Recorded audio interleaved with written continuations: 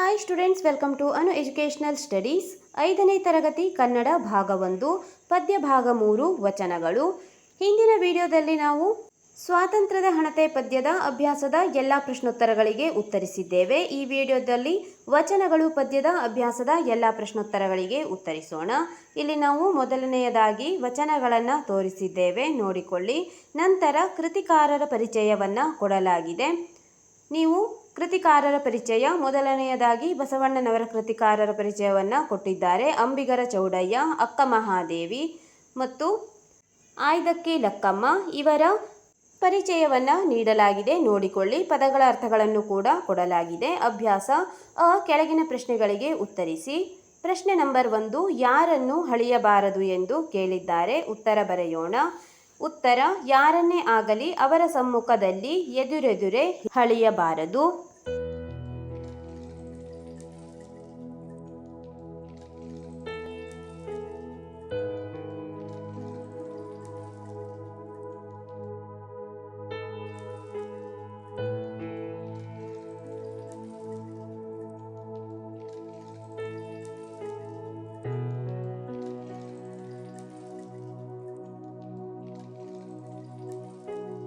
ಪ್ರಶ್ನೆ ನಂಬರ್ 2, ಬಡತನಕ್ಕೆ ಯಾವ ಚಿಂತೆ ಎಂದು ಕೇಳಲಾಗಿದೆ. ಉತ್ತರ ಬರೆಯೋಣ. ಬಡತನಕ್ಕೆ ಉಣ್ಣುವ ತಿನ್ನುವ ಚಿಂತೆ.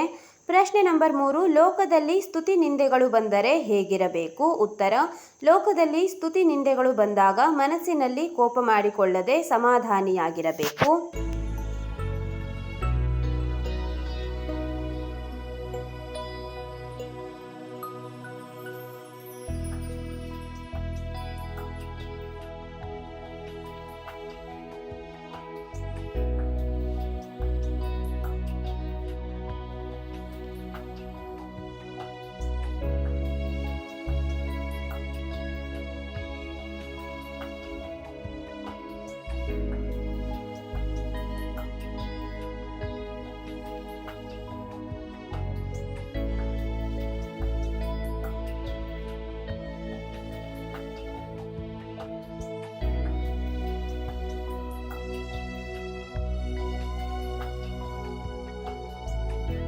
ಪ್ರಶ್ನೆ ನಂಬರ್ 4, ಎಂತಹ ಭಕ್ತಿಯಿಂದ ದ್ರವ್ಯದ ಕೇಡಾಗುತ್ತದೆ ಎಂದು ಕೇಳಲಾಗಿದೆ. ಉತ್ತರ: ಗರ್ವ ಅಥವಾ ಜಂಬದಿಂದ ಮಾಡುವ ಭಕ್ತಿಯಿಂದ ದ್ರವ್ಯದ ಕೇಡಾಗುತ್ತದೆ.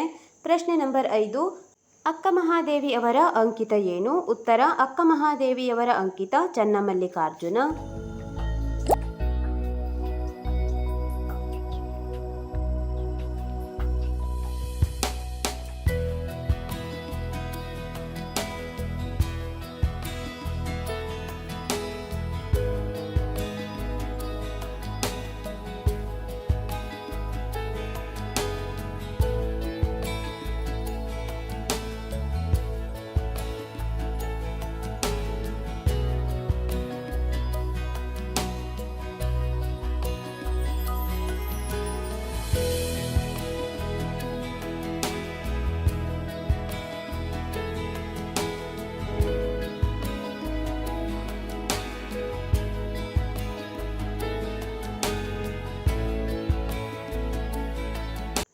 ಕೆಳಗಿನ ಪದ್ಯಭಾಗವನ್ನು ಪೂರ್ಣಗೊಳಿಸಿ ಕಂಠಪಾಠ ಮಾಡಿರಿ. ಇಲ್ಲಿ ಕೆಳಗೆ ಪದ್ಯಭಾಗವನ್ನು ಕೊಡಲಾಗಿದೆ. ಬಿಟ್ಟ ಸ್ಥಳವನ್ನು ನಾವು ತುಂಬಬೇಕು. ಕಳಬೇಡ ಡ್ಯಾಶ್ ಸಂಗಮ ದೇವನೊಲಿಸುವ ಪರಿ. ಇಲ್ಲಿಯವರೆಗೆ ನಾವು ಪದ್ಯವನ್ನು ಪೂರ್ಣಗೊಳಿಸಬೇಕಾಗಿದೆ, ಬರೆಯೋಣ.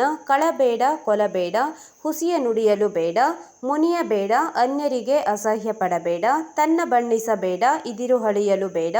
ಇದೇ ಅಂತರಂಗ ಶುದ್ಧಿ, ಇದೇ ಬಹಿರಂಗ ಶುದ್ಧಿ, ಇದೇ ನಮ್ಮ ಕೂಡಲ ಸಂಗಮ ದೇವನೊಲಿಸುವ ಪರಿ. ಇಲ್ಲಿ ನಾವು ಪದ್ಯಭಾಗವನ್ನು ಪೂರ್ಣಗೊಳಿಸಿದ್ದೇವೆ. ಇಲ್ಲಿ ಕೊಟ್ಟಿರುವಂತಹ ಪದ್ಯಭಾಗವನ್ನು ಕಂಠಪಾಠವನ್ನು ಕೂಡ ಮಾಡಬೇಕಾಗಿದೆ.